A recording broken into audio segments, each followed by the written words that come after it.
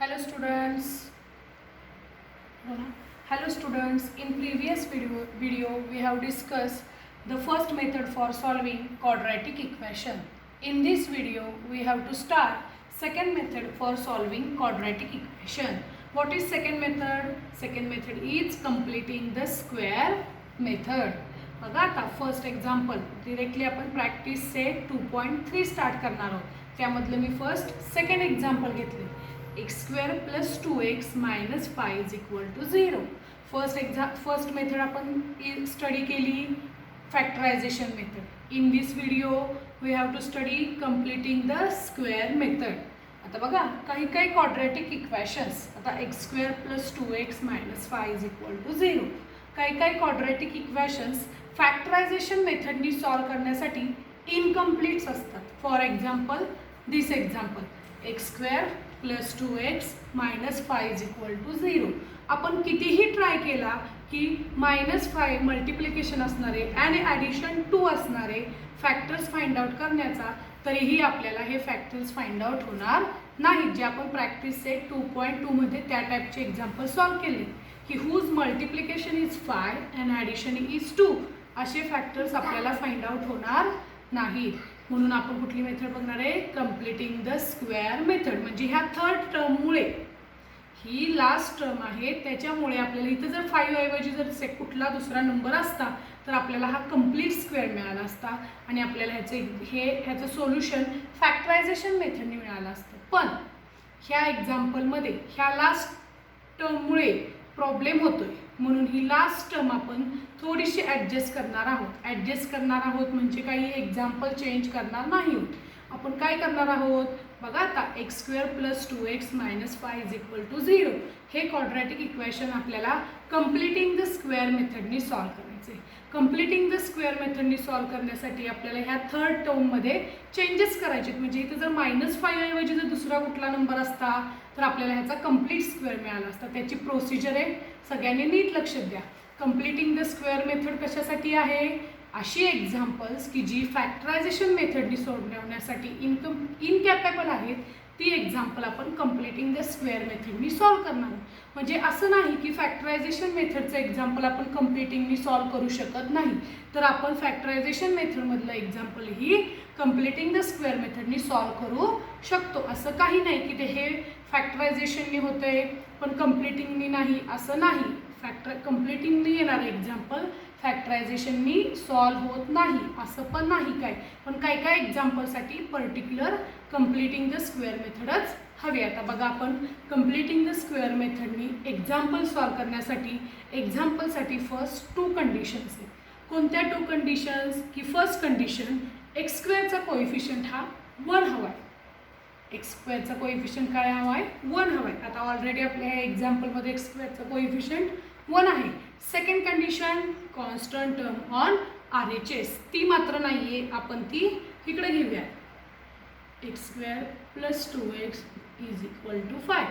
कोणत्या 2 कंडिशन समजल्या का? Coefficient of variable x² is 1 and constant term on RHS. म्हणजे आपल्याला ह्या टर्ममध्ये मुळे प्रॉब्लेम होत होता म्हणून आपण ती इक्वल टू साईनच्या राईट हँड साईडला शिफ्ट केली. आता आपण इथं न्यू टर्म डिफाईन करणार आहे, तिलाच आपण थर्ड टर्म असं म्हणणार आहे.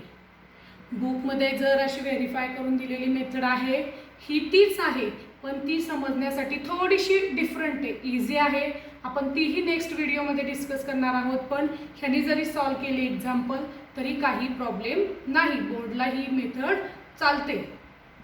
Third term is equal to बघा फॉर्म्युला सगळ्यांनी लक्षात ठेवायचा, b/2 bracket square.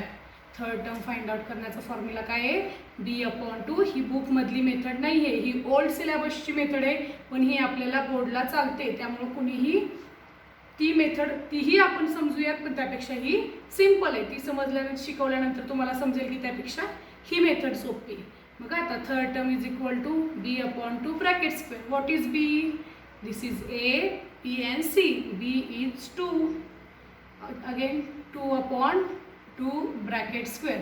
2 get cancel, 1 square is equal to 1.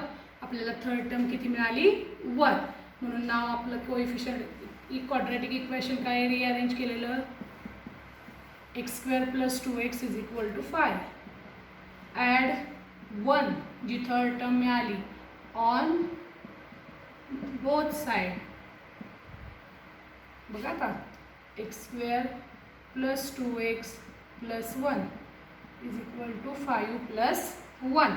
आता हा आपल्याला मिळाला आहे. आता बघा इथं 5च्या ऐवजी आपली कोणती टर्म आली 1 आली. आता ही लेफ्ट हँड साईडला आलेली टर्म ही कंप्लीट स्क्वेअर आहे. कंप्लीट स्क्वेअर म्हणजे 2चा स्क्वेअर 4 असं नाही.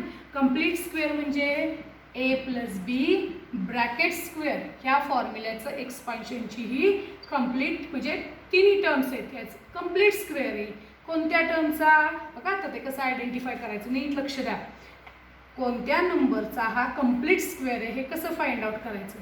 एक्स स्क्वेअरचा square root X plus last term 1चं स्क्वेअर रूट 1 ब्रॅकेट स्क्वेअर. बघा आता आपण याचा सेपरेटली स्क्वेअर करून बघूयात का नाही. हाच आहे X plus 1 bracket square A plus B bracket स्क्वेअरचं expansion X square plus 2 into A B 2x plus B square 1चं स्क्वेअर 1 आहे का नाही. बघा हेही काय कुठून शोधायची ट्राय करायची अजिबात गरज नाही. मी ह्याच्यावरून हे फॉर्म केलं कसं फर्स्ट टर्मचं स्क्वेअर रूट प्लस लास्ट टर्मचं स्क्वेअर रूट. जर इथं मायनस असेल तर इथं मायनस साईन चेंज होणार. प्लस लास्ट टर्मचं स्क्वेअर रूट आणि त्याचा ब्रॅकेट स्क्वेअर 5 प्लस 1 6. आता हा आपला कंप्लीट स्क्वेअर झाला. 5मुळे आपल्याला इथं प्रॉब्लेम येत होता म्हणून आपण ही third term new method define केली कम्प्लिटिंग द स्क्वेअर. म्हणूनच हिचं नाव आहे कम्प्लिटिंग द स्क्वेअर. म्हणजे आपण ती थर्ड टर्म फाइंड आउट करून जे आपलं क्वाड्रॅटिक इक्वेशन आहे ते कम्प्लीट करून घेतोय कम्प्लीट स्क्वेअर आणि सॉल्व करतोय. आता बघा taking square root square root on both side. आता एक्स प्लस 1 ब्रॅकेट स्क्वेअरचं square root X plus 1 is equal to 6चं स्क्वेअर रूट 6चं स्क्वेअर रूट निघत नाही प्लस मायनस रूट 6. इथं न विसरता प्लस मायनस घ्यायचं. प्लस मायनस का घ्यायचं. आता बघा 4 हा परफेक्ट स्क्वेअर आहे. हा कोणत्या नंबरचा परफेक्ट स्क्वेअर आहे 2चा बरोबर आहे. -2चा पण असू शकेल. -2 multiply by -2 is also 4. 2 multiply by 2 also 4. म्हणजे आपण 4 हे खात्रीने सांगू शकत नाही की 2चाच परफेक्ट स्क्वेअर आहे. तो -2चा पण असू शकेल. म्हणून आपण लिहिताना कसं लिहिणार आहे 4चा परफेक्ट स्क्वेअर रूट प्लस -2 म्हणजे +2 पण असू शकेल -2 पण असू शकेल. काही खात्रीशीर सांगता येत नाही. म्हणून इथं 6चं स्क्वेअर रूट घेताना आपण काय घेतलं प्लस मायनस रूट 6. आता हा +1 तिकडे शिफ्ट करायचा. बघा एक्स इज इक्वल टू हा +1 -1 प्लस मायनस रूट 6 म्हणजेच x is equal to -1 plus root 6 और x is equal to -1 minus root 6. मी मागच्याच व्हिडिओमध्ये सांगितलं होतं every quadratic equation have always 2 roots. प्रत्येकाला किती रूट्स असतात 2. ते कोणत्याही मेथडनी सॉल्व करा. बघा टेकिंग स्क्वेअर रूट प्रत्येक एक्झाम्पलमध्ये आपल्याला ही थर्ड टर्म फाइंड आउट करून घ्यायची. कळालं. आता फर्स्ट एक्झाम्पल आपलं राहिले. बघा कळेल प्रॅक्टिस नंतर समजेल ही जराशी वेगळी मेथड आहे.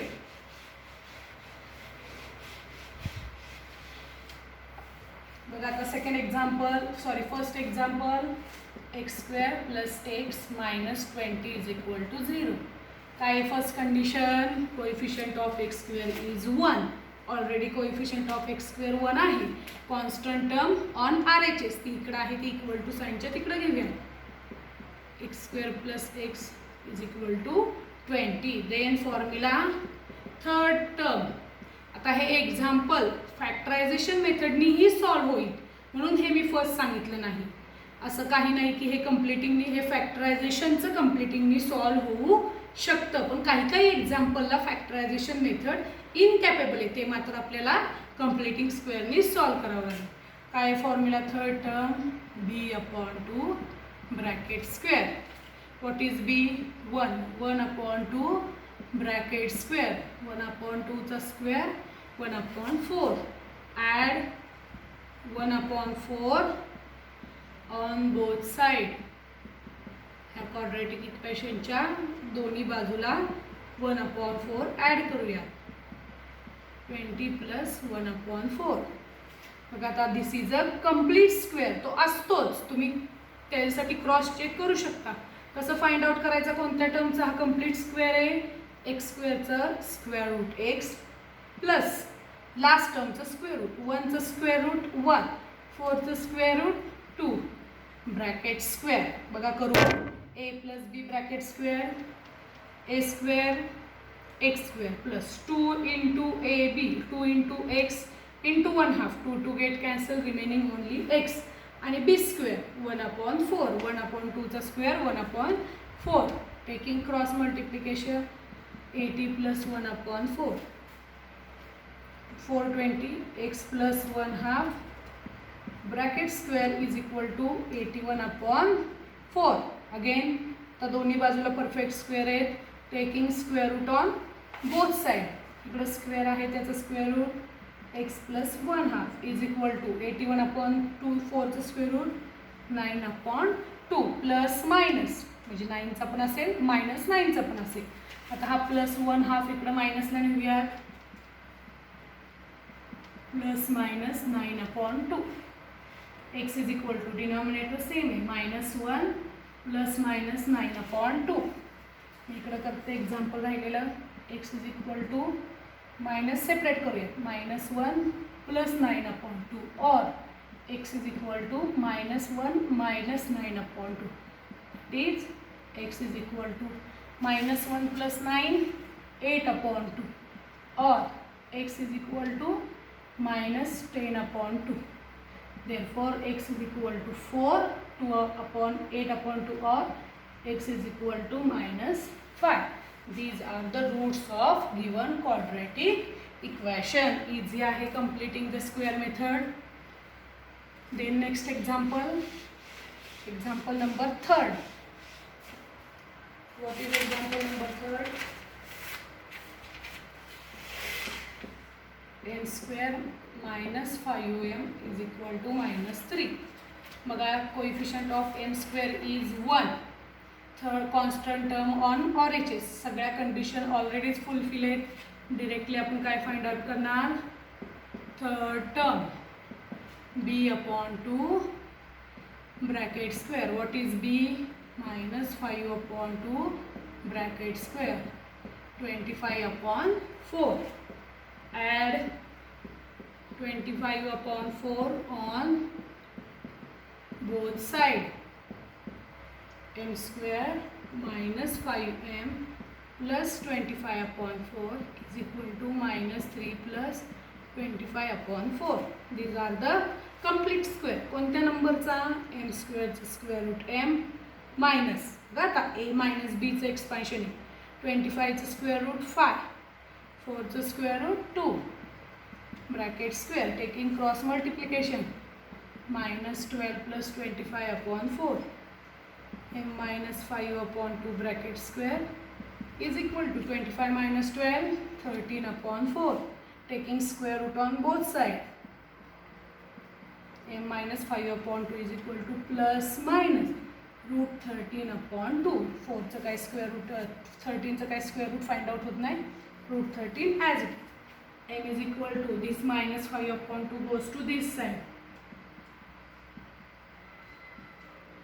n is equal to denominator same आहे. सेपरेट करून लिहूयात. m is equal to 5 plus root 13/2 or m is equal to 5 minus root 13/2. Okay. Then fourth example. What is fourth example?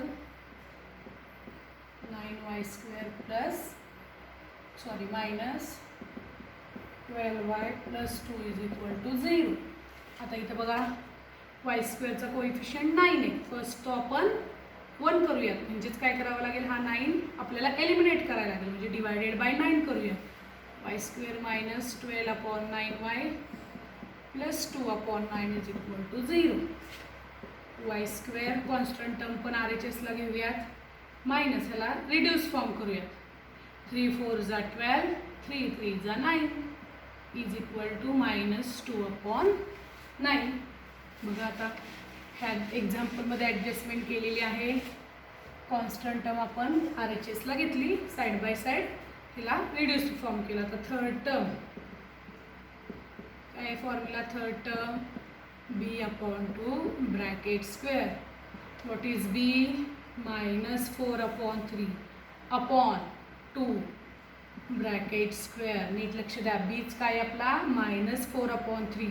आता आपण ह्याचं कसं करणार बघा, -4/3 this divided by sign goes multiply आणि 2/1चं 1/2 म्हणजे 2 2 जा 4 -2/3 म्हणजेच काय येणार 4/9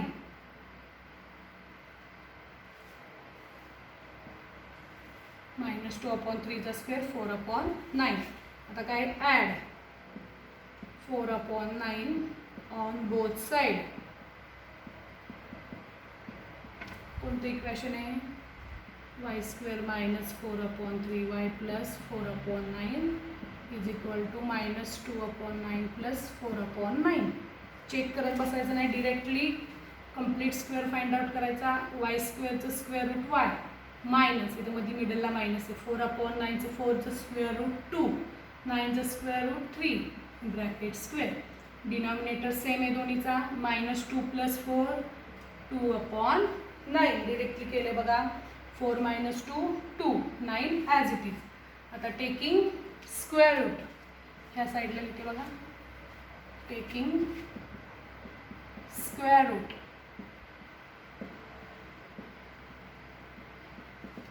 बघा, y - 2/3 ब्रॅकेट स्क्वेअरचं स्क्वेअर रूट y - 2/3, 2/9चं square root plus minus root 2/3. बघा y is equal to this -2/3 goes to plus 2/3. y is equal to denominator same 2 + root 2/3. that is y is equal to 2 plus root 2/3 or y is equal to 2 minus root 2/3. Okay, then fifth number example.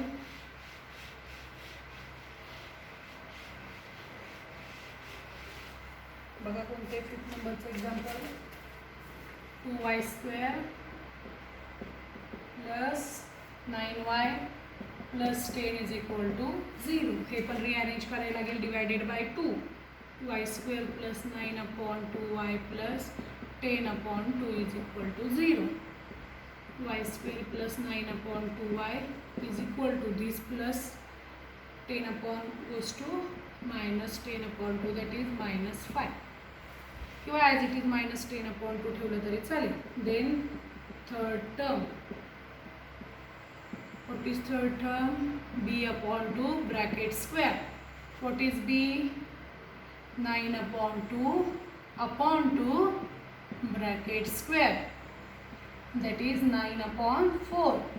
a/b divided by b/1 म्हणजे 9/2 multiplied by 1/2, 81/16. पहिलं 9चं स्क्वेअर 81, 4चं स्क्वेअर 16. Add 81/16 on both side. करा add y² plus 9/2y plus 81/16 is equal to -5 plus 81/16. these are the complete square. कोणत्या नंबरचा? y² square root y plus last टर्मचं स्क्वेअर रूट 9/4 ब्रॅकेट स्क्वेअर. सगळे प्लस एक म्हणजे इथे मिडलला प्लस. 16 5 जा 80, y plus 9/4 bracket square. 81 - 80 1/16. Taking square root on both side, y plus 9/4 plus minus 1/4. 1चं square root 1, 16चं square root 4. This plus 9/4 goes to -9/4 plus -1/4. y is equal to denominator same है, y is equal to -9 plus 1/4 और y is equal to -9 minus 1/4. Y is equal to 8/4, that is 2, sorry, -8 minus 2, और y is equal to -10/4, that is -5/2. That is, these are the roots of the given quadratic equation. Then last example, completing the square method. 5x square is equal to 4x plus 7. मग आता rearrange करूया. is equal to 7. हे minus 4x घेतलं, 7 as it is, divided by 5. 7/5. 5 ने divide केला तर third term. What is third term formula? b/2 bracket square. What is b? -4/5/2 bracket square. -4/10 bracket square. That is -2/5 bracket square is equal to 4/25. -2 the square 4, 5 the square 25. Add 4/25 on both sides.